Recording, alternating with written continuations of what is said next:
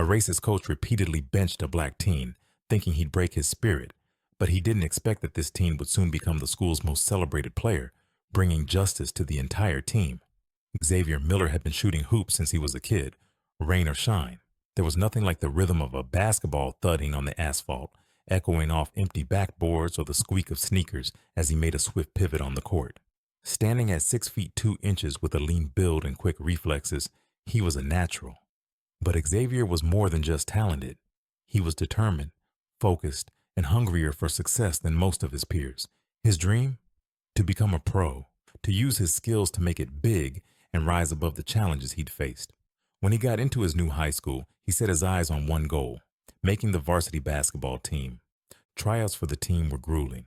The high school Xavier had transferred to was known for its competitive sports program, and making varsity was no small feat. But to Xavier, every sprint, every drill, and every scrimmage was a step toward his future. While others around him panted and complained, he pushed himself harder, faster, refusing to quit until his muscles burned. By the end of tryouts, it was clear to nearly everyone watching: Xavier was one of the best players on the court. The head coach, Tom Reynolds, was a veteran of the high school circuit. Gray-haired, stocky, and loud, he was respected in town as a coach who didn't mess around and took his job seriously. But behind his stern reputation, Coach Reynolds held onto some deeply ingrained biases. To him, Xavier was an anomaly, a kid whose talent was impressive but whose presence made him uncomfortable. He had no intention of making it easy for him. When Coach Reynolds called out the roster, Xavier's heart raced.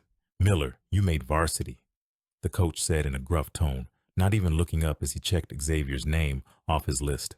There was no praise, no acknowledgement of Xavier's hard work, just a simple tick on a clipboard, but Xavier didn't care. He was on the team. That was all that mattered. On his first day of practice, Xavier's excitement quickly turned to frustration. During warm-ups, Xavier's speed and skill set him apart from the rest of the team, but Coach Reynolds was quick to undercut him. "Miller, slow down," he barked. "You're showboating. This isn't the NBA." Xavier bit his tongue. "Yes, coach," he replied, adjusting his pace, though he knew he wasn't showboating. He was simply playing the way he knew how: fast, precise, relentless. Throughout practice, he couldn't shake the feeling that Coach Reynolds was watching him a little too closely, as if waiting for him to mess up. During a scrimmage that day, Xavier effortlessly cut through defenders, delivering clean passes and making quick shots. His team members glanced at each other impressed, but Coach Reynolds wasn't having it. "Miller," he snapped after Xavier nailed a three-pointer. "Stop trying to hog the spotlight. Basketball's a team sport." Xavier's jaw clenched. "I'm just playing, coach," he said quietly, glancing at his teammates, who looked at him sympathetically but kept silent. After practice, one of the seniors, Jake, came up to him. Jake was white, tall, with a lanky build and easygoing personality. "Don't let him get to you, man," Jake said, giving Xavier a pat on the shoulder. "You're really good, and everyone can see it." Xavier forced a smile.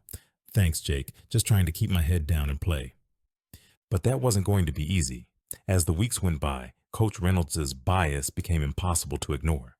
During drills, he'd critique Xavier over every minor detail, yet let other players off for more serious mistakes.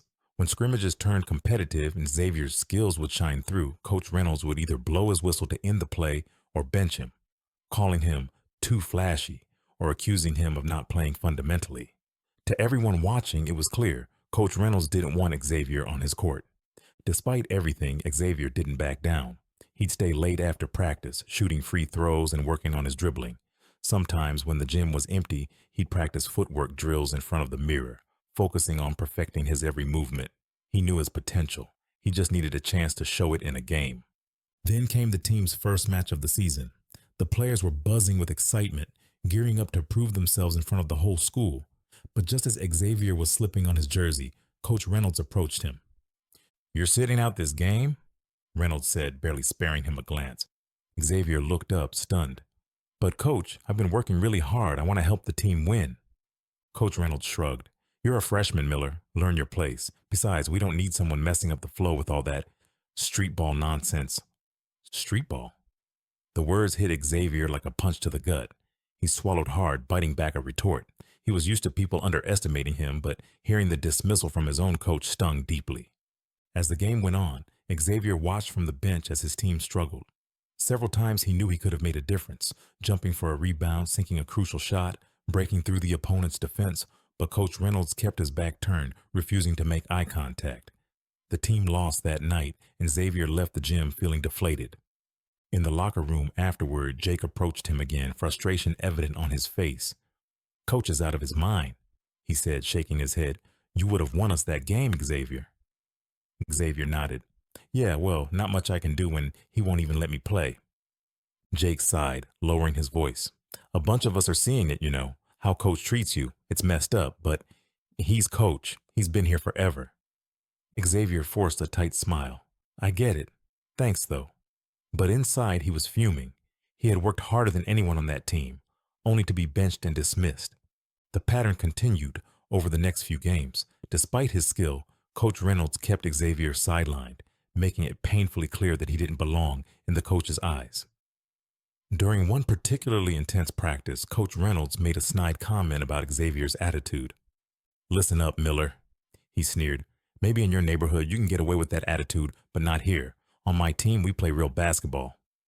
Xavier's fist clenched, but he took a deep breath, forcing himself to stay calm. He knew lashing out would only make things worse. He had to be strategic.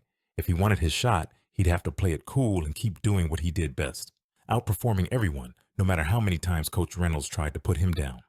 It wasn't long before others on the team started speaking up. "Coach, why don't you put Xavier in for this drill?" Jake asked one day. Reynolds scowled. "Because I'm the coach, and I decide who plays." One of the other seniors, Travis, chimed in. "But he's the best guard we've got." Reynolds turned to Travis with a glare. "Is there something you'd like to say to me, Travis?" Travis looked down, muttering, "No, coach."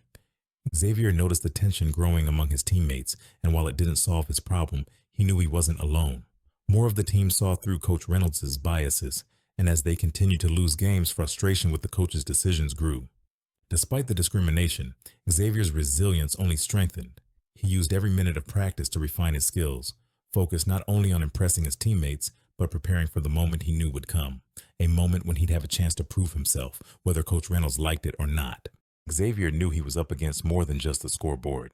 Coach Reynolds seemed determined to break his spirit, but instead of giving up, Xavier pushed himself even harder. Every afternoon, while most of his teammates left after practice, Xavier would linger in the gym, running drills, taking free throws, and working on his defense until the janitor had to lock up for the night. His work ethic didn't go unnoticed. It was the reason why, despite the setbacks, some of his teammates were starting to see him as a leader. One afternoon, after another brutal session of conditioning drills, Jake jogged over to him, shaking his head in admiration. "Man, you don't quit, do you?" he said, breathing heavily, wiping sweat from his forehead. Xavier smiled, catching his breath. "Got no other choice. If I stop working, Coach Reynolds will have a reason to say I'm not trying hard enough." Jake nodded, clapping him on the shoulder. "I get it. Just know some of us have your back. A bunch of us see what's going on." While his teammates offered support in subtle ways, Xavier found an unexpected ally in his math teacher, Mrs. Green. She noticed Xavier dragging in class after a late night of training and had taken the time to ask about his basketball aspirations. After hearing his story, she became a quiet but powerful advocate for him. Mrs. Green made sure he stayed on top of his grades, knowing that if he wanted any shot at college ball, academics had to stay strong. She'd often pull him aside, giving him encouragement and reminding him of his own potential. One evening after school, as Xavier was running laps around the gym, Mrs. Green appeared at the doors, watching him with a thoughtful smile. When he paused to catch his breath, she approached him, her gaze steady. "Xavier, I've never seen someone work as hard as you do. I know it's tough now, but just keep pushing. You're going to get your moment." Her words rang in his head every time he felt exhausted or frustrated. When Coach Reynolds ignored him in practice, he channeled that frustration into shooting drill after shooting drill, determined to make every shot count. And during scrimmages, he became a powerhouse, outplaying his teammates with ease. The team noticed, and so did the athletic director, Mr. Jameson, a reserved but keen observer of talent. One Friday afternoon, Mr. Jameson happened to stop by to watch the team practice. As the players ran drills, Xavier's agility and intensity stood out, drawing murmurs from a few of the staff who were watching from the sidelines. "Coach Reynolds," Mr. Jameson called out. "Miller's got quite the jump shot on him, doesn't he?" Reynolds barely looked over, muttering, "Yeah, well, the kid's got some skills. Just needs some motivation to keep his ego in check. Mr. Jameson raised an eyebrow but didn't comment, continuing to observe as Xavier sank shot after shot, barely breaking a sweat. Later that evening, Xavier's teammates crowded around him, expressing their excitement. "Jameson was watching you," Travis said, grinning. "Dude, he couldn't keep his eyes off you the entire practice." Jake nodded. "I'd bet good money he was impressed." Xavier shrugged, keeping his face impassive, but his heart raced. If Mr. Jameson saw his potential, maybe he'd have a chance to finally get some real playing time. But deep down, he knew Coach Reynolds wasn't going to make it easy. Sure enough, Reynolds found ways to downplay Xavier's achievements, even going as far as taking credit for his improvement. "You're finally listening to my coaching, Miller." Reynolds sneered after a particularly strong practice performance. "Guess all that motivation I'm giving you is paying off." Xavier gritted his teeth, holding back the urge to speak his mind. He'd seen too many talented black athletes torn down by coaches like Reynolds. Xavier knew he had to bide his time and prove his worth where it really counted, on the court, in front of an audience. The buzz around Xavier's talent continued to grow, and soon, whispers of college scouts visiting the school started circulating among the players. For a high school athlete, a visit from scouts was the ultimate opportunity, one that could change their future. But as the rumors spread, Coach Reynolds pulled Xavier aside one day after practice, keeping his voice low. "Miller," Reynolds said, his voice dripping with false concern, "I don't want you to get too excited about those scouts. They're mostly here for the seniors, guys with experience. You're still rough around the edges, so don't get your hopes up. Just focus on practice." Xavier's heart sank, but he forced himself to nod. "Yes, Coach." When the day of the big game arrived, Xavier was a bundle of nerves and anticipation. He'd prepared for this moment all season. But just as the team huddled up before hitting the court, Coach Reynolds dealt another blow. "Miller, you're sitting this one out," he said coldly. Xavier's eyes widened. "But Coach, this is a big game. I've been working hard." "And so have the other players." Reynolds cut him off. "This game's about teamwork, not flashiness. I need people who can follow orders." Xavier clenched his fists, a wave of frustration boiling up in him, but he kept his expression neutral, swallowing down the words he wanted to say. He took his seat on the bench, watching as his teammates took to the court.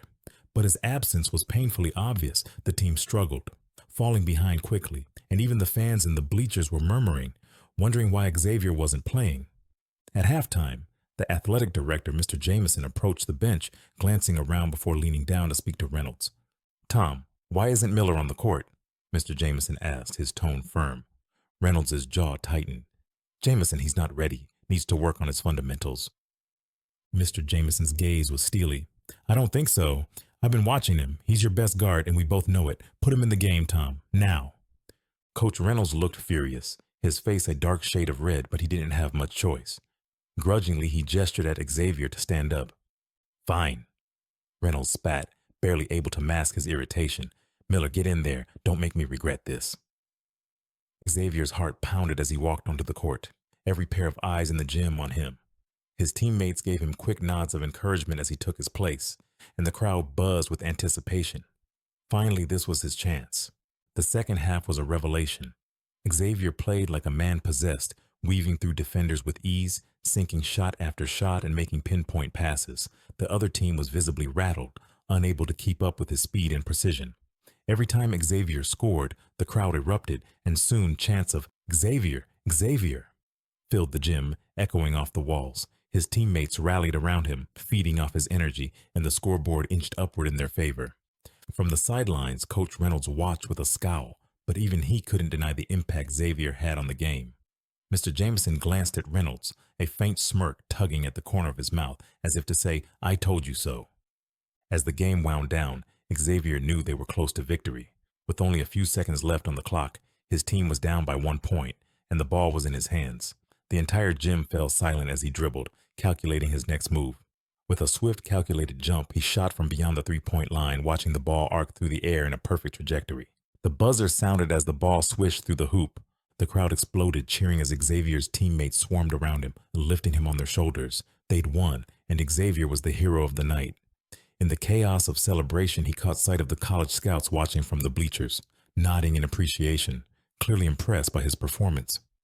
Coach Reynolds slinked away to the sidelines, a look of defeat on his face as Mr. Jameson approached him. "Looks like your rough around the edges player just won the game." Mr. Jameson said coolly. Reynolds didn't reply, his face red with a mixture of anger and humiliation. But Xavier didn't care. For the first time, he'd gotten to prove himself in front of the entire school and the scouts, and he'd made his mark. After the game, Xavier's teammates surrounded him, patting his back and congratulating him. Travis grinned, giving him a playful shove. Man, you were unstoppable out there. Those scouts have got to be all over you now. Jake nodded. Yeah, Xavier, that was legendary. I've never seen Coach look so mad.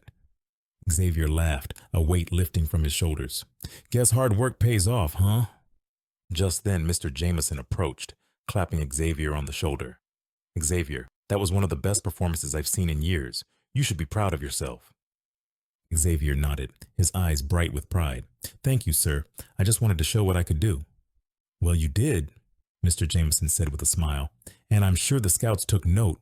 You have a bright future ahead of you, Xavier, and don't let anyone stand in your way. With a smile and a renewed sense of confidence, Xavier realized that this was only the beginning.